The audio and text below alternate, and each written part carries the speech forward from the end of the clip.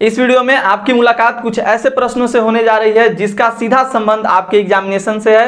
तो आप समझ चुके हैं कि आपको वीडियो देखना है या नहीं देखना है। चलिए, पहला प्रश्न आपके समक्ष आ चुका है। पहला प्रश्न क्या कहता है कि मानव भूगोल को परिभाषित कीजिए। ज्योग्राफी का ये अत्यंत महत्वपूर्ण प्रश्न है और प्रीवियस ईयर में तो पूछा ही गया है। साथ ही साथ ये जो है आपका कह सकते हैं आपकी मस्ट प्रोबेबिलिटी वाला प्रश्न है, मतलब आज इसका संभावना है आपके एग्जामिनेशन में आने की। तो प्रश्न देखिए, मानव भूगोल को परिभाषित करना है यानी कि डिफाइन ह्यूमन ज्योग्राफी। तो ह्यूमन ज्योग्राफी को आपको क्या करना है, डिफाइन करना है। आप इस प्रश्न को हो सकता है पहले से भी आपको याद हो, जिनको नहीं याद हो थोड़ा समझ लीजिएगा। देखिए, जब हम लोग क्लास 12th का फर्स्ट बुक पढ़ते हैं तो मानव भूगोल के मूल सिद्धांत में पहला चैप्टर आपका यही है, मानव भूगोल विषय प्रकृति एवं अर्थ क्षेत्र, वही जो है। तो मानव भूगोल को परिभाषित करने वाला जो प्रश्न है कहता है कि मानव भूगोल वह विज्ञान है जिसमें हम मनुष्य तथा वातावरण के पारस्परिक संबंधों का क्षेत्रीय आधार पर अध्ययन करते हैं। क्षेत्रीय आधार कहने का मतलब हुआ कि उसका मतलब एक स्पेसिफिक फील्ड में अध्ययन करते हैं। जैसे जनरल सा बात लीजिए, मानव भूगोल के अंतर्गत क्या आते हैं, मानव भूगोल के अंतर्गत आपका भौतिक भूगोल भी आता है, दोनों आता है। यानी देखिए क्या कर रहा है, मानव भूगोल वह विज्ञान है जिसमें मनुष्य तथा वातावरण यानी कि मनुष्य के लिए भी और जो वातावरण है यानी जो भौतिक भूगोल है दोनों का क्या है, तो एक संबंध का अध्ययन है। जैसे एग्जाम्पल के तौर पर क्षेत्रीय यहाँ पे आधार बोला है तो ये ध्यान दीजिएगा, क्षेत्रीय आधार करने का जैसे अगर मैंने कहा वेजिटेशन यानी कि वनस्पति, तो जितनी भी वनस्पतियां हैं सभी के बारे में बोला। लेकिन अगर इसी का आप लोग मानव भूगोल में अध्ययन करेंगे तो आपको एक विशेष क्षेत्र में इसका अध्ययन करने के लिए मिलेगा। जनरल सा टर्म ले लिए, वनस्पति में आपका गेहूं आ गया, तिलहन वाले जो भी पौधे आ गए, तो आप मानव भूगोल में इसके बारे में अलग से एक क्षेत्रीय आधार पर इसका अध्ययन करते हैं। क्लियर कंसेप्ट, तो ये समझ में आया होगा आपको। भौतिक पर्यावरण के साथ साथ मानवीय गतिविधियों का क्षेत्रीय अध्ययन मानव भूगोल कहलाता है। तो जनरल सिंपल सा टर्म्स है। प्रश्न आपके एग्जामिनेशन में अगर पूछे कि मानव भूगोल को परिभाषित कीजिए, मानव भूगोल से आप क्या समझते हैं, डिफाइन ह्यूमन ज्योग्राफी, तो आपको यही लिखना है कि मानव भूगोल मानव मनुष्य तथा वातावरण के एक पारस्परिक संबंध है जिसमें हम लोग क्षेत्रीय आधार पर अध्ययन करते हैं। ऐसे अनेक भूगोलवेताओं द्वारा इसका डिफिनेशन दिया गया जो मैंने आपको चैप्टर फर्स्ट में ही पढ़ा दिया है कि रैडजेल ने क्या बतलाया है, एलन सी सैंपल द्वारा क्या दिया गया, पॉल डी लाब्लास द्वारा क्या इसके डिफिनेशन दिए गए हैं। क्लियर, तो इन सभी बातों को आप थोड़ा सा ध्यान रखेंगे।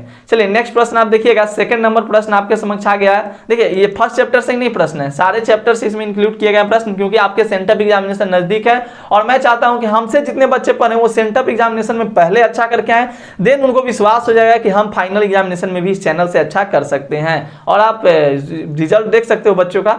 तो सेकंड नंबर आप प्रश्न देखिए, मानव भूगोल के कुछ उपक्षेत्रों के नाम बताइए। जब आप मानव भूगोल को पढ़ें तो मानव भूगोल में कौन कौन से उपक्षेत्र हैं, क्या उपक्षेत्र हैं, तो उन उपक्षेत्रों के नाम आपको बतलाने हैं, बतला सकते हैं आप।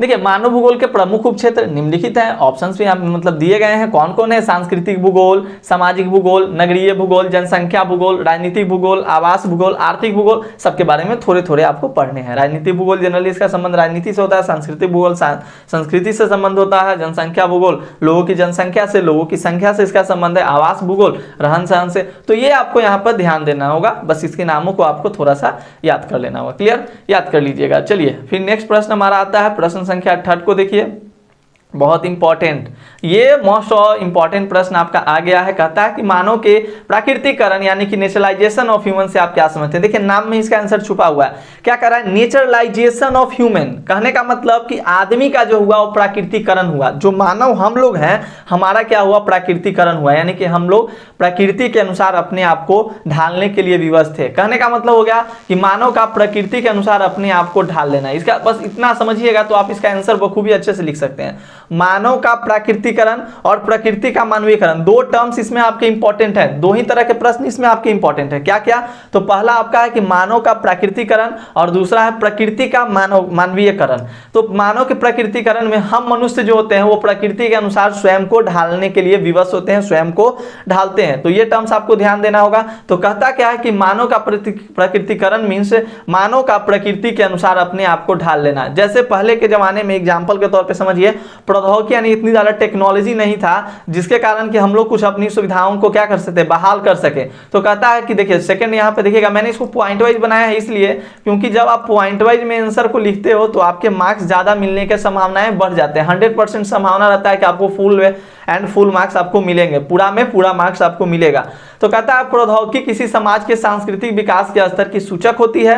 मानव प्रकृति के नियमों को अच्छे ढंग से समझने के बाद ही प्रौद्योगिकी का विकास कर पाया। जैसे कि अग्नि के संकल्पना से, जब हवाएं चली तो उससे मानव ने मोशन के बारे में बहुत सारी बातें, मतलब प्रकृति को देख देख कर मानव ने क्या किया, टेक्नोलॉजी का विकास किया। ये टर्म्स आपको समझना है। जब प्रौद्योगिकी जो था वो टेक्नोलॉजी का जब स्तर जो था वो बहुत निम्न था, बहुत ही छोटा था, तब क्या था, मानव जो था वो प्रकृति के आदेशों के अनुसार अपने आप को ढालने के लिए बाध्य था। इस प्रकार अन्योन्य क्रिया को पर्यावरणीय निश्चयवाद कहा गया। मतलब जब हमारे यहाँ टेक्नोलॉजी नहीं था, इतना विकास नहीं था, तो क्या था, एक टर्म्स आप समझिए। जैसे आपने पढ़ा है पुराने जमाने में, आप जनरल एक महाभारत का सीन याद कीजिए। जब पांडव जो होते हैं, जब पानी पीने के लिए उनकी माता को प्यास लगता है तो नदी में जाते हैं, तो क्या कहता है वहां पर जो दक्ष जो होते हैं वो कहते हैं कि रुको, मेरे सवालों का पहले तुम जवाब दो, और पानी पीने से पहले उसको प्रणाम करना। सवालों मतलब जो पहले के मनुष्य होते थे वो क्या रहते थे, मतलब हम ही लोग आज से कुछ साल पहले की ही बात करें तो प्रकृति पे इतना टेक्नोलॉजी नहीं था, तो लोग नेचर पे क्या थे, डिपेंडेंट थे।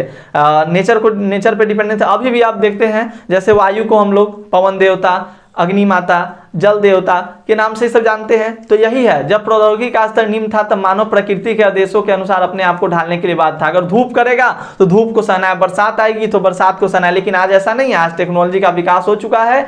आज अगर धूप करता है तो उससे बचने के लिए हमारे पास एसी है, कूलर है, फ्रिज, मतलब बहुत सारे टर्म्स अब प्रौद्योगिकी के कारण, टेक्नोलॉजी के कारण विकसित हुए हैं। तो ये बात आ गई आपकी। तो ये समझिएगा आप, पहले के ज़माने में अगर बारिश हो गया तो आप क्या कर सकते हैं, आप जब मतलब सड़कें नहीं थी, पुल नहीं था इतना, तो अगर बारिश हो गया तो अब आपको इधर ही रहना है, आप नहीं पार कर सकते हो, नदी पार नहीं कर सकते हो। तो ये सारी पॉसिबिलिटीज़ को टेक्नोलॉजी ने क्या क्या विकास किया। तो मनुष्य जो था वो प्रकृति के अनुसार अपने आप को क्या करता है, उसको प्रकृति के अनुसार अपने आप को ढालने के लिए बाध्य और विवश था। 4 नंबर पॉइंट यहाँ पे देखिए, इस अवस्था में मानव प्रकृति की सुनता था, उसकी प्रचंडता से भयभीत होता था और उसकी पूजा करता था। सिंपल सा बात है, नेचर का हम लोग पूजा करते थे, उसकी प्रचंडता से भयभीत होते थे। अरे नहीं, हम लोग क्या करेंगे, अगर मतलब आप सिंपल सा टर्म्स ऐसे समझो कि ज़्यादा पानी का हम लोग इस्तेमाल करोगे, मतलब गरज होता था। तो इन सभी टर्म्स में क्या होता था, मानव जो था वो प्रकृति की प्रचंडता से भयभीत होता था और प्रकृति की पूजा करता था, नेचर की पूजा करते थे लोग। तो ये आपको समझना है मानव के प्राकृतिकरण में। फिर यहाँ पर 5वां पॉइंट आप देखिए, यह पर्यावरण को नुकसान किए बगैर समस्याओं को सुलझाने पर बल देती थी। कैसे पर्यावरण का नुकसान होगा भाई, जब नेचर को ही लोग देवता मान रहे हैं, नेचर को ही लोग पूजा कर रहे हैं, तो पर्यावरण का नुकसान होने का इसमें कोई संभावना नहीं बनता है। There is no any possibilities to destroy our environment. तो ये समझिएगा, यह पर्यावरण को नुकसान किए बगैर समस्याओं को सुलझाने पर बल देती थी। मनुष्य प्राकृतिक संसाधनों पर प्रत्यक्ष रूप से निर्भर रहते थे, पूरा डायरेक्टली निर्भर रहते थे, प्रत्यक्ष रूप से मनुष्य जो थे वो नेचर पर ही निर्भर रहते थे। इस तरह मानव का प्राकृतिकरण हुआ। तो सिंपल सा टर्म्स मेरी भाषा में समझ लीजिए कि मानव का प्राकृतिकरण करने का मतलब हुआ कि जब मनुष्य के पास टेक्नोलॉजी नहीं था, इतना विकास नहीं था, तो मनुष्य जो था वो बाध्य था, विवश था, प्रकृति की अनुसार अपने आप को ढालने के लिए विवश था, प्रकृति की प्रचंडता से डरता था, प्रकृति की पूजा करता था। इसी को हम लोग मानव का प्राकृतिकरण कहते हैं। तो ये टर्म समझिएगा, इसे पर्यावरणीय निश्चयवाद का नाम भी दिया जाता है। तो मानव का प्रकृतिकरण मीन्स पर्यावरणीय निश्चयवाद। तो ये प्रश्न आपके एग्जामिनेशन में ऐसे पूछा जाता है कि पर्यावरणीय निश्चयवाद से आप क्या समझते हैं। तो याद रखिएगा, यही हो गया मानव का प्रकृतिकरण। इसको दूसरे शब्दों में आप कह सकते हैं कि पर्यावरणीय निश्चयवाद, यानी कि निश्चय हो गया, पर्यावरण ने निश्चय कर लिया है कि तुमको इस तरह से रहना है, उसी तरह से हम मनुष्य को रहना होता था। Clear concept. चलिए नेक्स्ट हम लोग आगे बढ़ते हैं। समझ में आना चाहिए सभी को, थोड़ा फास्ट में बोल रहा हूं क्योंकि थोड़े मजे आपको भी आने चाहिए। 4 नंबर प्रश्न देखिएगा कि प्रकृति का मानवीयकरण, ह्यूमनाइजेशन ऑफ नेचर। 2 ही प्रश्न आपको बोला मैंने कि इसमें पूछे जाते हैं, तो मैंने दोनों प्रश्नों को आपके समक्ष रख दिया ताकि आप इन दोनों प्रश्न में से कोई भी प्रश्न आपके एग्जामिनेशन में आप बखूबी उसको अच्छे से आंसर कर पाए। तो प्रकृति का मानवीयकरण यानी कि ह्यूमनाइजेशन ऑफ नेचर, सेंटर में आपको डायरेक्टली ये सारे प्रश्न देखने के लिए मिलेंगे। इस सेट से तो प्रश्न आपके 4-5 प्रश्न देखने के लिए मिल जाएंगे। आप जरूर इतना ध्यान रखिए, तभी आपको पता चल जाएगा कि हाँ कैसा क्या कुछ आपके लिए पढ़ाई हो रहा है आपके लेवल का, तो ये पता चल जाएगा, सेंटअप से ही पता चल जाएगा। तो प्रकृति का मानवीयकरण, ह्यूमनाइजेशन ऑफ नेचर क्या है। प्रकृति का मानवीयकरण, मानव का तकनीकी को अपनाकर प्रकृति को अपने अनुसार ढाल लेना। यानी कि अब क्या हुआ, आदमी थोड़ा तेज हुआ, मानव थोड़ा तेज हुआ। अब मानव ने क्या करना शुरू किया कि प्रकृति को अपने अनुसार ढालना शुरू किया। किस चीज के, by the help of technology, by the help of तकनीकी। जैसे आज के जमाने में अगर आज बारिश होती है तो आज पहले ही आपके फोन पे भी मैसेज आ जाता है कि हाँ बारिश होने वाली है, या मतलब गंगा नदी को पार करना है, बाढ़ की स्थिति कितनी भी मतलब ज्यादा है, फिर भी आज हम लोग क्या कर सकते हैं, नदी को पार कर सकते हैं, क्योंकि हमारे पास उतने साधन बन चुके हैं, हम लोगों ने उतने टेक्नोलॉजी का विकास कर लिया है। तो वही बात कहता है कि प्रकृति का मानवीयकरण कहने का मतलब होता है कि मानव का तकनीकी को अपनाकर प्रकृति के अनुसार अपने आप को ढाल लेना। ये कंसेप्ट क्लियर हुआ आपका। दूसरा पॉइंट ये है कि उदाहरण के तौर पे आप ले सकते हैं क्या कि कृषि, नगर, पुलों का निर्माण हाँ वही मैंने अभी समझाया आपको कि जैसे नगर का निर्माण, पुलों का निर्माण हुआ, जिससे कि अब नदियां पार करने में हमें प्रकृति के भरोसे नहीं रहना पड़ता था कि जब भाई गर्मी का दिन आएगा तभी हम लोग नदी को पार करेंगे। तो ये टर्म्स आपको समझना। महासागरों का समुद्री मार्ग के रूप में उपयोग, अंतरिक्ष में उपग्रह का परीक्षण आदि, तो ये सारे जो टर्म्स हैं ये आपको थोड़े से ध्यान रखने हैं।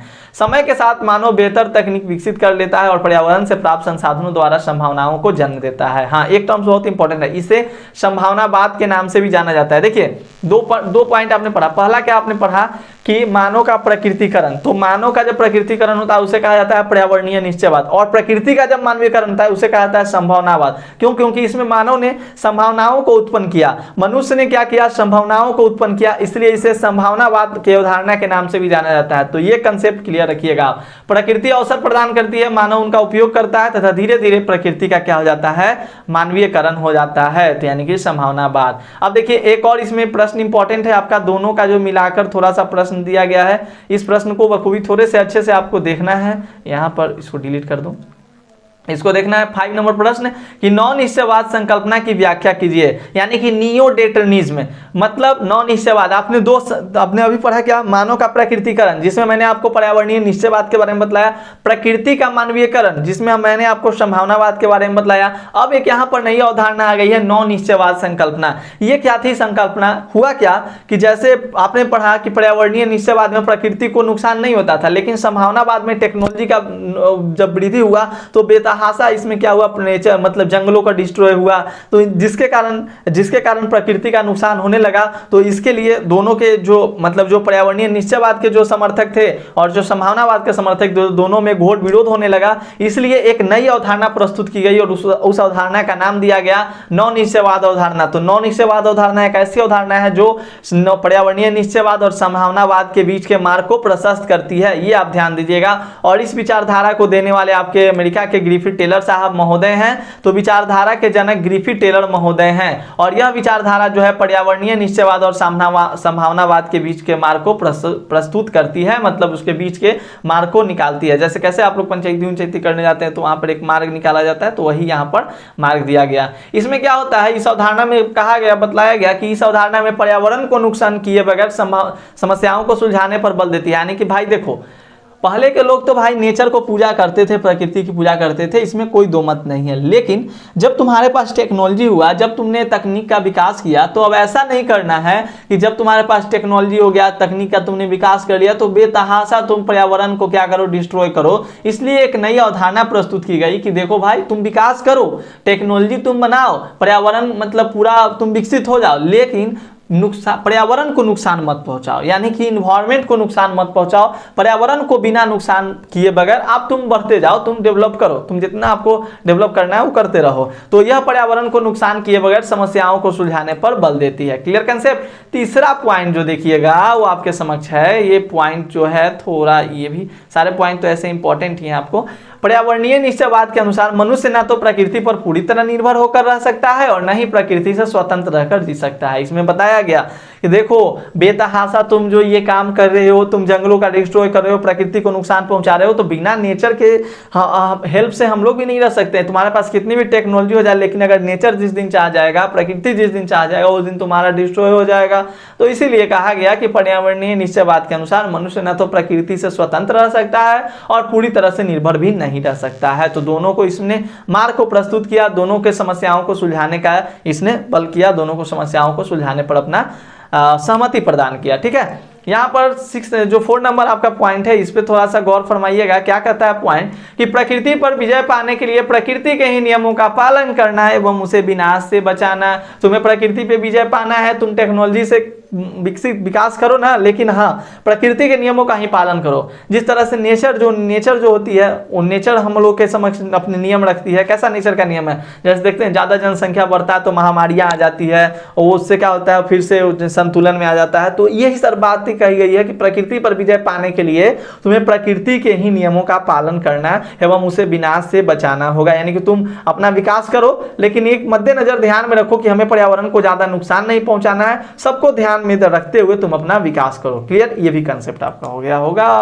अगला प्रश्न देखिए, अगला पॉइंट देखिएगा कि प्राकृतिक देनों का प्रयोग करते हुए प्रकृति की सीमाओं का ख्याल रखना चाहिए। उदाहरणार्थ औद्योगिकरण करते हुए जंगलों को नष्ट होने से बचाना। तुम इंडस्ट्रियलाइजेशन फैक्ट्री बैठाओ ना, फैक्ट्री बैठाना है बैठाइए, लेकिन आपको जंगलों को भी क्या करना है, संरक्षण देना है, जंगलों को भी बचा कर रखना है। तो ये टर्म्स आपके क्लियर हो गए। तो 3 तरह की अवधारणा आपने पढ़ा, क्या क्या, नवनिश्चयवाद, पर्यावरणीय निश्चयवाद और आपने संभावनावाद। तो याद रखिएगा, अगर कहीं पे अगर आप नहीं बनाकर आते हैं तो ये आपकी जिम्मेदारी, मैंने तो बखूबी आपको अच्छे से समझाया ही है। फिर बढ़ते हैं हम लोग अगले अपने प्रश्न की ओर। देखिए अगला प्रश्न है, ये सेकंड चैप्टर से प्रश्न है, कहता है जन्म दर से आप क्या समझते हैं, यानी कि बर्थ रेट से आप क्या समझते हैं। एकदम सिंपल सा टर्म्स है कि एक वर्ष में जितना बच्चा जन्म लेता है। देखिए किसी देश या क्षेत्र में प्रति 1000 व्यक्तियों पर एक वर्ष में जन्मे जीवित बच्चों की संख्या को जन्म दर कहा जाता है। तो सिंपल सा टर्म्स याद रखिएगा, जन्म दर आप बर्थ रेट जन्म दर, जितना 1000 में से जितना जीवित बच्चा है उसको हम लोग बर्थ रेट कहते हैं। इसमें किस तरह की कोई दिक्कत नहीं। मृत्यु दर से वही हो गया, किसी देश या क्षेत्र में प्रति 1000 व्यक्तियों पर एक वर्ष में मरने वाले बच्चों की संख्या, यहाँ पर मरने वाले और वहाँ पे जीवित बच्चों की संख्या को कहते हैं मृत्यु दर हो गया। तो इसमें ज़्यादातर समय नहीं, बस आप लोग थोड़ा सा जनसंख्या घनत्व क्या होता है ये थोड़ा सा आप समझिएगा। जनसंख्या घनत्व यानी कि कहने का मतलब पॉपुलेशन डेंसिटी, प्रति वर्ग किलोमीटर में रहने वाले लोगों की औसत संख्या को जनसंख्या घनत्व कहते हैं। औसत मतलब समझते हैं, जैसे मान लीजिए अगर आपको औसत निकालने के लिए बोला 2 और 4 का, तो कैसे निकालते हैं, 2 + 4/2 1 2, तो मतलब 6/2 यानी कि 3। यानी कि अब जब आपको औसत निकालना है तो जितने भी लोग हैं प्रति वर्ग किलोमीटर पे, मतलब याद रखिए, मान लीजिए कि आपका गांव है, आपके गांव में 100 आदमी है और आपके गांव की जो मतलब पूरा एरिया है वो 10 स्क्वायर है, मतलब 10 मतलब उसका तो काट दीजिएगा तो कितना आ गया 10। यानी कि 1 स्क्वायर किलोमीटर पे कितने व्यक्ति रह रहे हैं, 10 व्यक्ति प्रति स्क्वायर किलोमीटर वर्ग किलोमीटर पे रह रहे हैं। इसी को हम लोग कहते हैं जनसंख्या घनत्व। यानी कि जब लोगों की संख्या को क्षेत्रफल से डिवाइड करते हैं तो आपका जनसंख्या घनत्व यानी कि पॉपुलेशन डेंसिटी निकलता है। यह एक तरह का औसत है, एवरेज है। क्लियर, तो ये भी ध्यान रखिएगा। और हाँ, एक बार मैं बात बताना भूल गया। देखिए अभी हमारे पास एक कोर्स चल रहा है ₹599 का, 599 का कोर्स चल रहा है, क्रैश कोर्स, जिसमें आपको सारे सब्जेक्ट आपको अच्छे से पढ़ाए जाएंगे, सारी तैयारी कराई जाएंगी। उसमें सारे टीचर्स होंगे, वो अच्छे हैं, वेल टीचर हैं, वो आपको पढ़ाएंगे। तो आप जरूर से जरूर कोर्स को ज्वाइन करें, इंपॉर्टेंट कोर्स है, क्रैश कोर्स है। आप अगर इस कोर्स को ज्वाइन करते हैं तो 420+ मार्क्स की जिम्मेदारी हमारी रहेगी। आपको पढ़ना होगा, अच्छे से पढ़िएगा, सारे टर्म्स आपको उसमें अच्छे से पढ़ाए जाएंगे। सब चीज live classes plus recorded classes, already PDF मिल जाएगा आपको, प्रीवियस ईयर क्वेश्चन सॉल्यूशन मिलेंगे, ऑनलाइन टेस्ट मिलेगा। बहुत उसमें बहुत मतलब 600 में बहुत ज़्यादा उसमें क्या है आपके लिए खूबियाँ डाली गई हैं। 9 नंबर प्रश्न देखिएगा, जनसंख्या वृद्धि क्या है। जो जन्म दर और मृत्यु दर के मध्य अंतर को जनसंख्या वृद्धि कहते हैं। यानी कि जो जन्म दर हुआ और मृत्यु दर दोनों को माइनस कीजिए, जन्म दर ज़्यादा होगा तो जन्म दर माइनस मृत्यु दर = जनसंख्या वृद्धि। जैसे मान लीजिए अगर एक वर्ष में अगर मान लीजिए 1000 बच्चा जन्म लेता है, जिसमें से जन्म दर जिसमें से क्या होता है कि मतलब 1000 बच्चे ने जन्म, 1000 बच्चा मतलब जीवित बच्चा है, जन्म दर हो गया, और मृत्यु हुआ कितना, मृत्यु हो गया 200 बच्चों का, तो जनसंख्या में वृद्धि कितना हुआ, 800 का वृद्धि हुआ। तो ये समझिएगा, जन्म दर माइनस मृत्यु दर, जितना जन्म दर है और मृत्यु दर में सबका मृत्यु आ गया तो उसको मिला देंगे तो हम लोग कहते हैं जनसंख्या वृद्धि। जैसे अभी जनसंख्या वृद्धि और मृत्यु दर कम हो जाए क्योंकि अब हमारे पास इतने ज़्यादा प्रिवेंटिव चेक्स आ गए हैं, मतलब बहुत सारी मेडिसिन आ गई है, जिसके कारण अब मृत्यु दर में कमी हो गई है और जन्म दर में तो बेतहाशा वृद्धि हो रही है, जिसके कारण जनसंख्या की क्या हो रही है, तो वृद्धि हो रही है। ठीक है, अगला हमारा प्रश्न देखिएगा, प्रश्न नंबर क्या है, प्रश्न कहाँ गया, हाँ, प्रवास से आप क्या समझते हैं। क्या मस्त प्रश्न आया है आपके समक्ष। What do you mean by migration. तो माइग्रेशन आपको मैंने समझाया है कि जब हम लोग किसी भी अपनी आवश्यकताओं को पूर्ति करने के लिए, चाहे वो आवश्यकताएं आपके लिए हो गया रोजगार के लिए, शिक्षा के लिए, पैसे के लिए, आर्थिक मदद के लिए, आप क्या करते हैं, पलायन कर जाते हैं, किसी दूसरे जगह जाकर बस जाते हैं, तो उसी को हम लोग माइग्रेशन कहते हैं, प्रवास कहते हैं। तो प्रवास का मतलब होता है कि लोगों के आर्थिक, सामाजिक, सांस्कृतिक, राजनीतिक या अन्य कारणों से एक स्थान से दूसरे स्थान पर जाकर बसना या निवास करना प्रवास कहलाता है। क्लियर, तो ये कंसेप्ट भी आपके क्लियर हो गए। प्रवास से आप क्या समझते हैं, what do you mean by migration. Migration के भी 2 फैक्टर आपके, अपकर्ष कारक और प्रतिकर्ष कारक, मैंने आपको इसके बारे में डिस्कस करा है, हो सकता है शायद अगला प्रश्न आपका यही आ जाए। उत्प्रवास आ गया। तो देखते हैं, मैं आपको लास्ट में इसके एक्सप्लेन करूंगा। अभी अपकर्ष और प्रतिकर्ष पूछा जाता है, बार बार पूछता है, तो फेवरेट प्रश्न बन चुका है ज्योग्राफी का ये सब। उत्प्रवास से आप क्या समझते हैं? तो एक ग्राम या नगर से अधिक आबादी, रोजगार की कमी के कारण जब लोग उस स्थान को छोड़कर स्थानांतरण करते हैं, इस क्रिया को उत्प्रवास कहते हैं। मतलब छोड़ देना। उत्प्रवास मतलब छोड़कर भाग जाना। क्लियर? जब आप अपने स्थान को या कुछ भी रोजगार की कमी हो वहां पे, या मान लीजिए कि वहां आपके पास शिक्षा की व्यवस्था ना हो, राजनीतिक उपद्रव हो, मतलब अशांति हो, जहां पे आप सुरक्षित महसूस न करें, उसको आप क्या करते हैं? त्याग दे रहे हैं, वहां से आप दूसरे जगह चल जा रहे हैं, पलायन कर जा रहे हैं, उसी को कहते हैं उत्प्रवास। प्रवास में भी आपको उत्प्रवास के बारे में, एक होता है आपका अप्रवास, तो इसके बारे में मैंने आपको बतलाया है अप्रवास के बारे में। तो बड़े नगरों, व्यापारिक केंद्रों, औद्योगिक नगरों, बंदरगाहों आदि में रोजगार पाने के लिए लोगों का आकर बस जाना अप्रवास कहलाया। तो जब लोग आकर बस जाए, जैसे मुंबई हो गया, मान लीजिए हम लोग बिहार के हैं, तो हम लोग जब मुंबई गए तो हम लोगों ने यहाँ से क्या किया? उत्प्रवास किया। लेकिन जब मुंबई में हम लोग गए तो वहां के लिए हम लोग क्या हो गए? अप्रवास हो गए। मतलब वहां पर हम लोग बस गए, बड़े नगरों में बसे, तो वो अप्रवास हो गया। ये भी कंसेप्ट आपका क्लियर हो गया होगा। क्लियर? तो उत्प्रवास और अप्रवास को समझिएगा। आ गया ना? प्रवास के प्रतिकर्ष और अपकर्ष कारक। ऐसे ही नहीं बोला था, मुझे पता था कि ये प्रश्न रखा गया है इसमें। तो प्रवास के प्रतिकर्ष कारक का उल्लेख करना है। तो प्रवास के प्रतिकर्ष कारक बेरोजगारी, रहन सहन की निम्न दशाएं, राजनीतिक उपद्रव, प्रतिकूल जलवायु, प्राकृतिक विपदाएं, महामारियां तथा सामाजिक आर्थिक पिछड़ेपन। प्रतिकर्ष का मतलब होता है कि जो आपको पसंद न हो, जो आपको क्या करता है? ढकेलता है कि तुम भागो, यहाँ से भागो। प्रतिकर्ष करता है आपको। अपकर्ष का मतलब होता है अपनी ओर तीरना। प्रतिकर्ष मतलब जाओ जाओ जाओ जाओ जाओ जाओ। तो प्रतिकर्ष मतलब हो गया, प्रवास के प्रतिकर्ष कारक कौन कौन से हो गए? बेरोजगारी हो गया, रहन सहन की खराब दशाएं हो गई, राजनीतिक उपद्रव हो गए, मतलब अशांति है, राजनीतिक अशांति है, दंगे हो रहे हैं, इसलिए वहां से आप क्या करते हैं? वहां से पलायन कर जाते हैं। इसी को कहते हैं प्रतिकर्ष कारक। Clear concept? ध्यान दीजिएगा, ऑब्जेक्टिव में इससे प्रश्न पूछे जाते हैं कि निम्नलिखित में से कौन प्रवास का प्रतिकर्ष कारक है, कौन अपकर्ष कारक है। तो मुझे मत बोलिएगा उस टाइम की सर आपने बताया नहीं। अब तो मैं सारी बातें आपको बतला दे रहा हूँ, कुछ कुछ ऐसे ऐसे प्रश्न मैं करा दे रहा हूँ। अभी से आप पढ़ लोगे तो सेंटअप में तो आपकी अच्छी तैयारी हो ही जाएगी। साथ ही साथ आप फाइनल एग्जामिनेशन के लिए भी एक बहुत ही समझिए कि बहुत अच्छी तरह से आप प्रिपेयर हो रहे हैं, बहुत अच्छी तरह से। और अभी हमारे पास समय बहुत अच्छा खासा है, इतने समय में आप बहुत अच्छे से पढ़ सकते हैं। अगर ज़्यादा आपको सहायता चाहिए तो आप हमें 599 वाले कोर्स को ज्वाइन कर लें, उसमें तो आपको हम लोग पूर्ण सहायता देंगे ही देंगे।